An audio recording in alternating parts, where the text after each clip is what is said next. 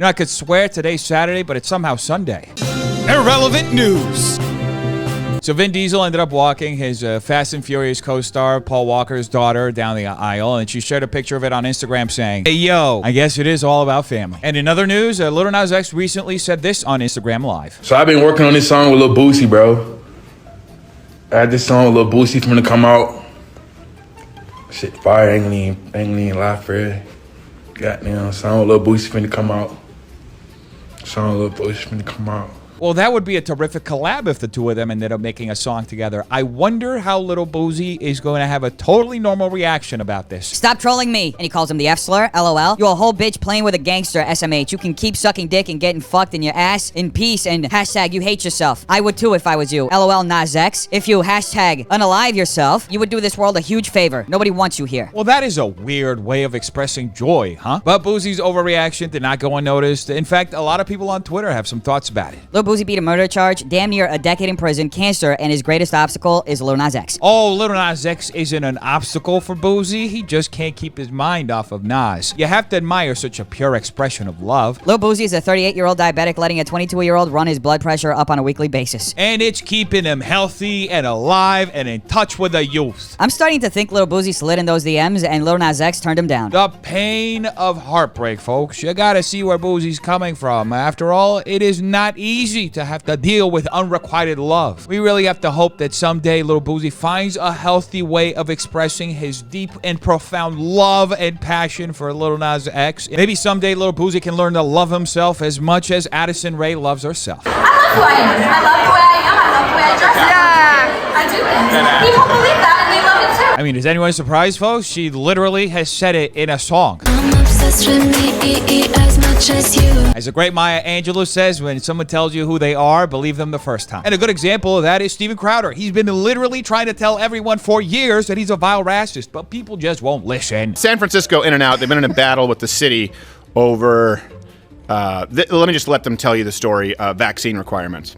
Brian, right now, this that is an Fisherman's Wharf aggressively Asian face. is open. Now, folks, Steven Crowder has a long reputation of saying awfully racist things like this, so of course his co-hosts are going to be on board with those comments. Easy. But Wait a damn minute, folks. Is Steven Crowder's co-host actually telling him to go easy in this situation? Don't they understand that unless Steven Crowder is producing racist content, that his audience is just going to go somewhere else to look for it? Where's Drew Barrymore and Cameron Diaz? Well, looks like the co-host had a change of mind, finally joining in on the racism. Now, in case you missed that joke, the reason why the co-host is mentioning Drew Barrymore and Cameron Diaz is because they're comparing the reporter to Lucy Liu, which under any other circumstance would be a compliment to the reporter's appearance. However, in this situation, they're most likely saying that all Asians look alike. So yay, another one for racism. By the way, the reason I say that is because You're a vile racist. Thank you for admitting. usually with the reporters, they're kind of Americanized Asian. So I think it's a good thing. There is just so much to unpack in that 3-second clip, folks. What the fuck is the difference between an Americanized and an actual Asian? Please tell us, oh great genius, how racists should look like in the great American ecosystem. And by the way, we should recognize the great dumb shit in chief for actually having the gall to try to spin that comment into a compliment. And the only thing that you need in order to fall for it is having a soul-functioning neuron. It's a good thing. It's full Asian. Yes, keep digging that hole. We love seeing a racist do that to themselves. I wish she would have kept her fan. Well, it looks like the co-hosts were a little trepidatious at the beginning, but now they're all in with the racism because they're making sure they're bringing out all the stereotypes under the guise of jokes. Honestly, I'm not even surprised that Steven Crowder is saying this kind of bullshit. The guy has a huge history of saying this type of stuff over the last years. It's only gotten worse. The one thing, though, that kind of threw me for a loop here is the fact that he appears to be gatekeeping what races should look like in America now. Like, who the fuck made him the great decider of what people should look like? At the end of the day, that joke appeals to nativism or fear of others, specifically immigrants. I mean, who the fuck is this guy to say that someone looks too much of a race to be American? That straight up sounds like it could be some Third Reich propaganda. Anyway, folks, moving on to Valkyrae. She recently responded to the backlash she got after announcing a skincare line meant to protect against the blue light emitted from computer screens. And they asked me during that meeting if there was something that I was interested in.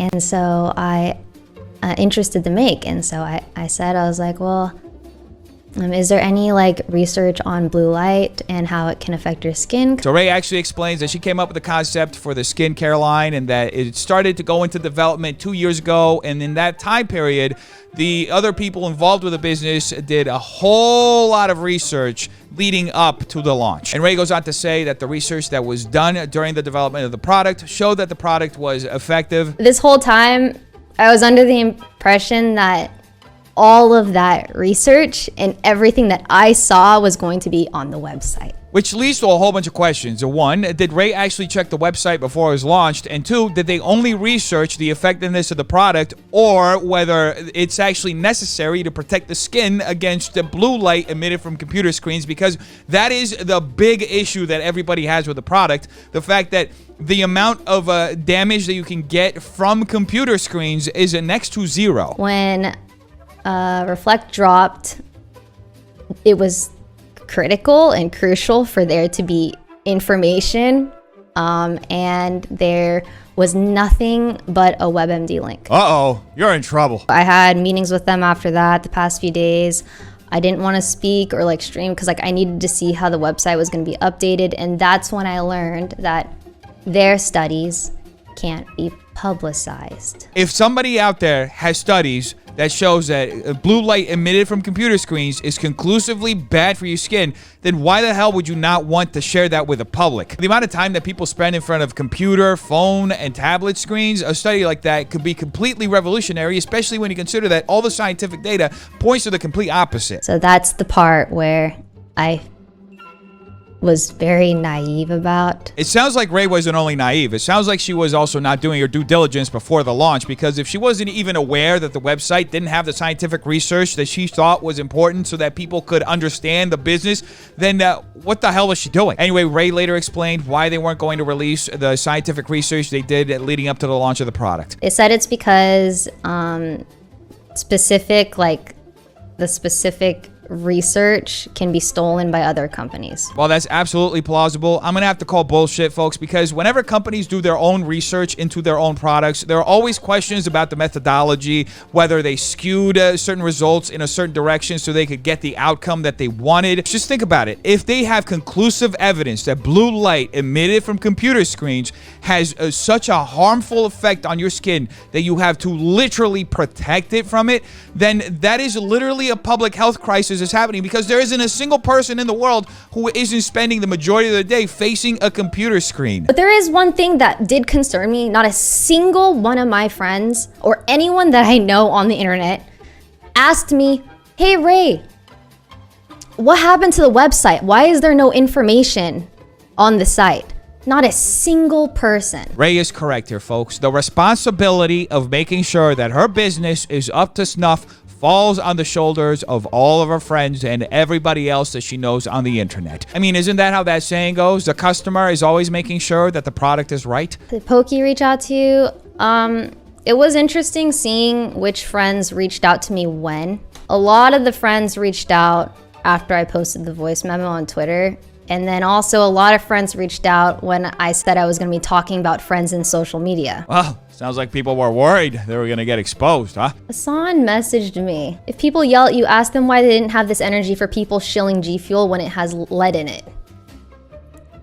Bish, this is not even comparable. Why do I get the feeling that whenever there's any kind of scandal in the streaming community, Hasan always ends up being the scapegoat? I didn't even reply. I didn't even know what to say. I was like, are you kidding me? This is not even comparable.